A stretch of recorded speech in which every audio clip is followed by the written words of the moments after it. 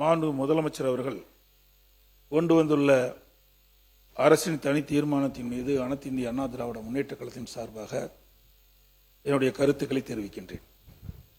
தமிழக மக்களின் உரிமைக்காகவும் அவர்களின் மேம்பாட்டிற்காகவும் தொடர்ந்து பாடுபடும் இயக்கம் அனைத்து இந்திய அண்ணா திராவிட முன்னேற்ற கழக இயக்கம். அனைத்து இந்திய அண்ணா திராவிட முன்னேற்ற கழகத்தின் தொகுதி மறுவரை குறித்து நிலைப்பாடு தெளிவானது.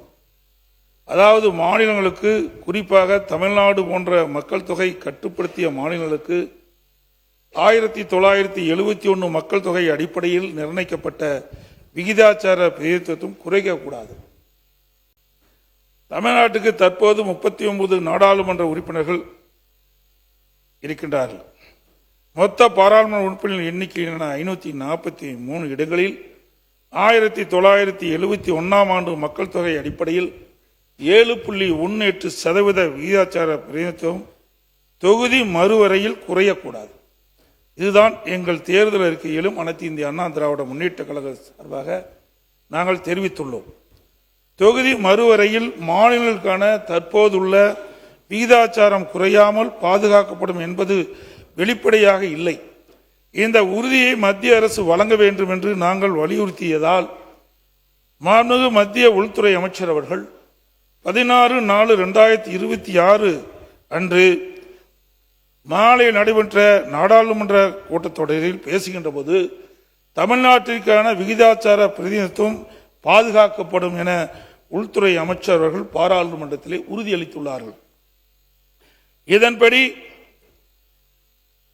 39/439/543 என்ற நிலையில 7.18% என்ற விகிதாச்சாரம் கடைபிடிக்கப்படுவதால் உறுப்பினர் எண்ணிக்கை 50% உயரும். தமிழ்நாட்டுக்கு இப்பொழுது இருப்பதை விட கூடுதலாக 20 இடம் சேர்த்து 59 இடம் கிடைக்க வாய்ப்புள்ளது. எனவே மாநிலங்களுக்கான தற்போதுள்ள பிரதிநிதித்துவம் குறையாமல் எண்ணிக்கை 50% உயர்த்த வழிவகை செய்யப்பட வேண்டும் என்பது எங்களின் நிலைப்பாடு. எனவே எங்கள் நிலைப்பாட்டில் உறுதியாக இருந்ததால் தான் தமிழ்நாட்டிற்கு உரிமை பாதுகாக்கப்படுகின்றது. இன்று தமிழ்நாட்டில் பெரிய ஊராட்சிகள், எனக்கு முன்னாலே பேசியது போல பெரிய ஊராட்சிகள் நிர்வாக வசதியாக 2ஆக பிரிக்கப்படுகிறது. அதே போல பெரிய ஊராட்சி ஒன்றியங்கள் நிர்வாக வசதியாக 2ஆக பிரிக்கப்படுகின்றது. பெரிய தாலுக்காக்கள், பல தாலுக்காக்கள் பிரிச்சிருக்கிற நிர்வாக வசதியாக பல கோட்டங்கள் பிரிக்கப்பட்டுகின்றன. அதே போல பல தொகுதிகள் அடங்கிய பெரிய மாவட்டங்கள் நிர்வாக வசதிக்காக பிரிக்கப்பட்டுகின்றன. அனைத்து இந்திய அண்ணா திராவிட முன்னேற்ற கழக அரசு இருக்கின்ற பொழுது, நான் முதலமைச்சர் இருக்கின்ற பொழுது 6 மாவட்டத்தை பிரித்திருக்கிறோம் நிர்வாக வசதிக்காக. அதே போல புதுச்சேரி மாநிலத்தில் மொத்த வாக்காளர் எண்ணிக்கையே 10.2 லட்சம் வாக்காளர் தான் அங்க இருக்கிறாங்க. அதுக்கு ஒரு முதலமைச்சர், அமைச்சர் எல்லாம் அங்க இருக்கிறாங்க. ஆனால் தமிழ்நாட்டில் புதுச்சேரி மாநிலத்தை விட அதிகமான வாக்காளர் எண்ணிக்கை கொண்ட பல மக்களவை தொகுதியில் உள்ளன. உதாரணமாக ஸ்ரீபெரும்பூர் தொகுதி 20,20,388 வாக்காளர் இருக்கிறாங்க. திருவள்ளூர் நாடாளுமன்ற தொகுதியில் 19,62,232 வாக்காளர் இருக்கிறாங்க. அதாவது சோழிங்கநல்லூர் சட்டமன்ற தொகுதியில் தமிழகத்திலே அதிக வாக்காளர் எண்ணிக்கை உள்ள தொகுதி அந்த தொகுதி. அதில் 5,36,991 வாக்காளர் இருக்கின்றார்கள்.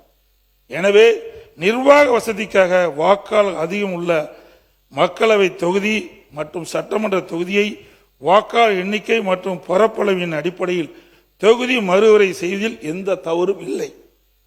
மத்திய அரசு தமிழ்நாட்டிற்கு எவ்வித பாதகமும் இல்லாமல் நாடாளுமன்ற தொகுதி எண்ணிக்கை தற்போதுள்ள விகிதாச்சாரப்படி, அதாவது 7.18% குறையாமல் தொகுதி மறுவரை செய்ய வேண்டும். அதோட இன்றைக்கு பெண்களுக்கு 33% இடஒதுக்கீடு தொடர்ந்து வலியுறுத்தி கொண்டிருந்தார்கள். இதையும் புரட்சி தலைவி அம்மா அவர்கள் தமிழகத்துடைய முதலமைச்சர் இருந்த காலகட்டத்தில் 1998 மத்தியில் மறைந்த ஓட்டுதலுக்குரிய மரியாதைக்குரிய வாஜ்பாய் அவர்கள் பிரதமராக இருந்த காலத்தில் அந்த மத்திய ஆட்சியில் அனைத்து இந்திய அண்ணா திராவிட முன்னேற்ற கழகம் பங்கு வைத்தது. அதில் அனைத்து இந்திய அண்ணா திராவிட முன்னேற்ற கழகத்தைச் சேர்ந்த மரியாதைக்கு அண்ணன் தம்பித்துரை அவர்கள் சட்டத்துறை அமைச்சராக இருந்தார்.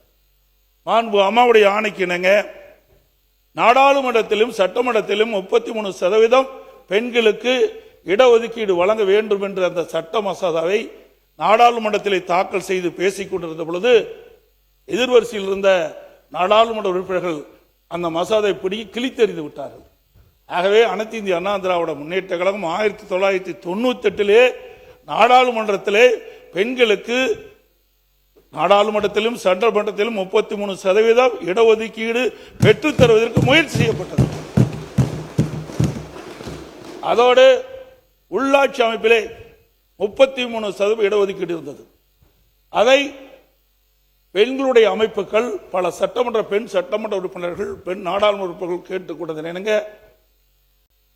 அனைத்து இந்திய அண்ணா திராவிட முன்னேற்ற கழக ஆட்சி இருக்கின்ற பொழுது அந்த உள்ளாட்சி அமைப்பிலே 33% இடஒதுக்கீட்டை 50% உயர்த்தி உள்ளாட்சி அமைப்பிலே பெண்களுக்கு 50% இடஒதுக்கீடை வழங்கியதும் அனைத்து இந்திய அண்ணா திராவிட முன்னேற்ற கழக ஆட்சி என்பதை இந்த நேரத்தில் நினைவு கூர்ந்து, மேலும் தற்போது நாடாளுமன்றத்தில் தொகுதி மறுவரை மசோதா தாக்கல் செய்வதற்கான எந்த அறிகுறியும் இல்லாத நிலையில் தமிழ்நாட்டில் தமிழக வெற்றி கழக அரசு அரசியல் காரணங்களுக்காக பரபரப்பை ஏற்படுத்த வேண்டும் என்பதற்காக இந்த தீர்மானத்தை இவ்வளவு அவசரமாக சட்டமன்றத்தில் அரசியல் தனி தீர்மானமாக கொண்டு வருகிறது என்று நாங்கள் கருதுகிறோம்.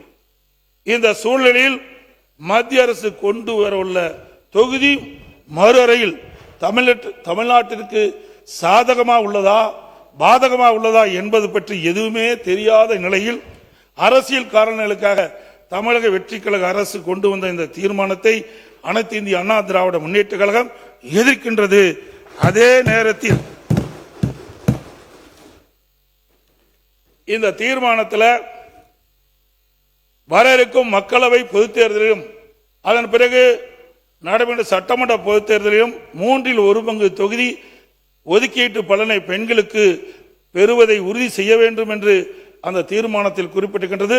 அந்த தீர்மானத்தை மட்டும், அதாவது நாடாளுமன்றத்திலும் சட்டமன்றத்திலும் 33% பெண்களுக்கு இடஒதுக்கீடு வழங்க வேண்டும் என்ற அந்த தீர்மானத்தை மட்டும் ஆதரித்து அமர்கின்றேன்.